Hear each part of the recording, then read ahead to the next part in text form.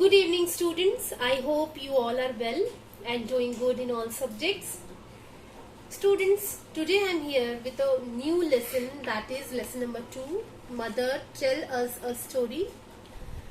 This is the story retold by Uma Raman. This is interesting imaginary story.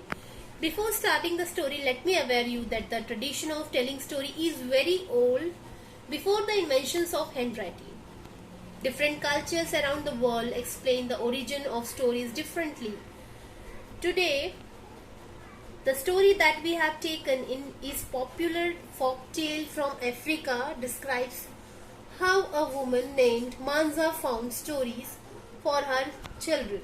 So students, let's start reading the lesson first.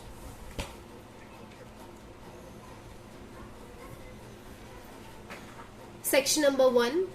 Mother, tell us a story. Manza's children said when they sat around the fire at night. Manza couldn't think of a story. However, hard she thought no one else in the village knew stories. The village where these story-seeking children lived was in Zululand in Africa. People hunted for meat or tilled the land in the village. Sometimes they fished or caught crabs. The villagers who were clever with their hands wove baskets and made wooden carvings. The cleverest of them was Zenzel, Manza's husband. He carved and birds, trees, plants, flowers and animals. However, he knew no stories. One day Zenzel told Manza, "Go, look for stories. I will look after our home and children." Manza thought it was a very good idea. She packed some food and kissed her children. With her basket on her head and the colorful beads on her dress swaying, Manza set out to look for stories. A hare looked at her curiously. Manza knew that the hare was a tricky fellow, but she decided to ask him if he knew any story. "You never know who can be of help, oh clever hare," she said in a flattering tone. "Do you know any stories? My children want to hear stories every evening." "Stories," the hare said. "I know millions, but I have more important things to do." So saying, he bounded off. Manza knew he was lying. He had no stories. He was a real trickster. Then Manza met Fen, the baboon. She was playing with her babies. "Fen," she called, "do you tell your kids stories?" "What are stories?" asked Fen.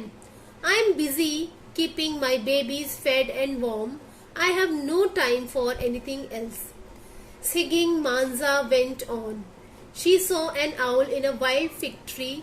"Oh owl," she called, "do you have any stories for me to take home?" The owl was upset because her sleep has been disturbed.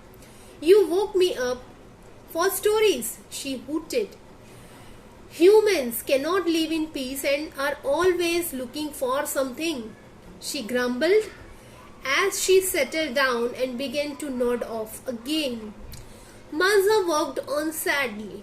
She saw an elephant, ears flapping, and she ate bananas. "Kind elephant," she said, "do you know any stories? My children are hungry for some tales. Where can I look for them?" The elephant felt sorry for her. "I don't know any stories," he said, "but the king of birds, the eagle, flies high in the sky and sees many things others do not." "That is a good idea," Manza exclaimed. "Thank you." Manza saw the great fish eagle near the mouth of the Tugela River, a river in South Africa, swooping down from the sky, talons outstretched to grab a fish.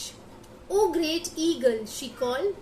Startled, the eagle dropped the fish he had picked up. He landed on the shore near Manza. "What do you want?" he asked. "Oh, great and wise eagle," Manza said flatteringly, for the eagle was a weighing bird. "My children are hungry for stories, but we have none. Do you know of any that I can take back to them?" "Well," the eagle said, feeling important, "I am wise, but I only know of things on earth. There is one who knows the secret of deep, dark ocean. Perhaps he could help you. I will try and call him for you. Stay here and wait for me." So Manza waited for the fish eagle to return. So student, we have done the reading part of section number 1. Today we will understand the section number 1.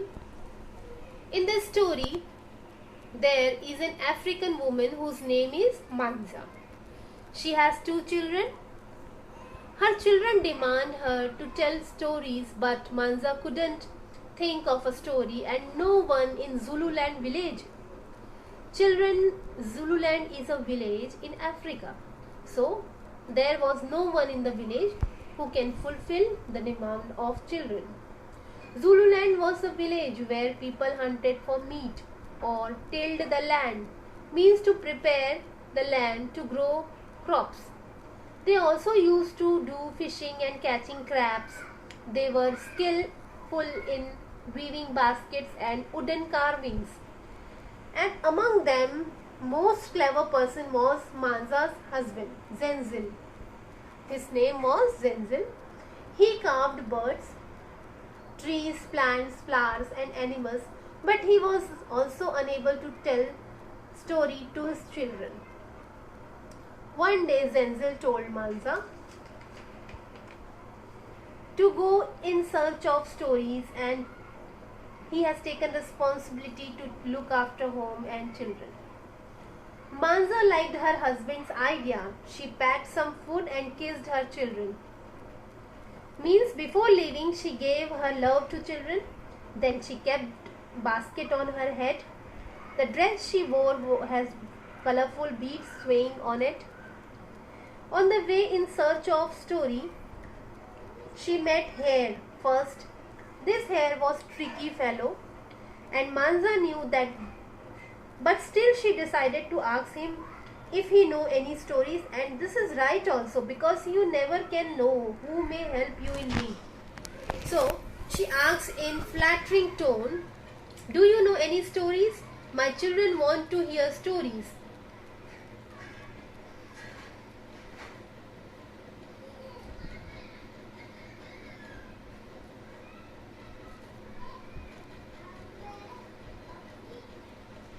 Flattering tone means the way of asking in which one can feel proud, or you can say it in praising way or in complimentary way.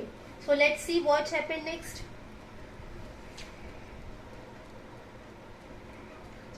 "Stories," the Hare said. "I know millions of stories, but I have more important things to do." And after replying this, he bounded off. Bounded off means he ran off. Manza knew that he was real trickster, means he knew he was playing trick. He didn't know any story, so she moved ahead. On her way, next she met Fen. Fen was the name of baboon. She was playing with her babies. Manza asked Fen, "Do you tell your kids stories?" Fen baboon replied that she don't know any stories and she is busy in keeping her babies fed and warm. She has no time for anything else. Next on her way, Manza saw an owl who was sitting in a wild fig tree. She asked her, do you have any story for me to take home?" That sleeping owl was upset because her sleep has been disturbed. She hooted angrily on Manza. "You woke me up for stories. Humans cannot live in peace and are always looking for something. And then she began to nod off. Again means she slept again. After that, Manza walked on sadly. The next she saw an elephant. She asked that elephant the same question, "Do you know any story?" "My children are hungry for some tales. Where can I look for them?" The elephant has no story, but he advised Manza to go to eagle because it flies high in the sky and sees many things and that others do not. Manza liked elephant's idea and went to king of the bird eagle. She saw great fish eagle near the Tugela river, which flows in South Africa. That eagle was coming down from sky. Hearing the Manza's voice, the eagle dropped the fish he had picked up and landed on the shore near Manza. He asked Manza, "What do you want?" Manza said in flatteringly, "Oh great and wise eagle, my children are hungry for stories, but we have none. Do you know of any that I can take back to them?" "Well," said the eagle, as he was feeling very important, he said, "I am wise, but I know only things on earth. There is someone who knows the secrets of the deep dark ocean. He may help you. Stay here and wait. I will try and call him for you." So Manza waited near the shore of Tugela river for someone next who can help her to get story. So dear children, next, what interesting happened next, I will tell you in the next episode. Till then, happy learning, happy reading.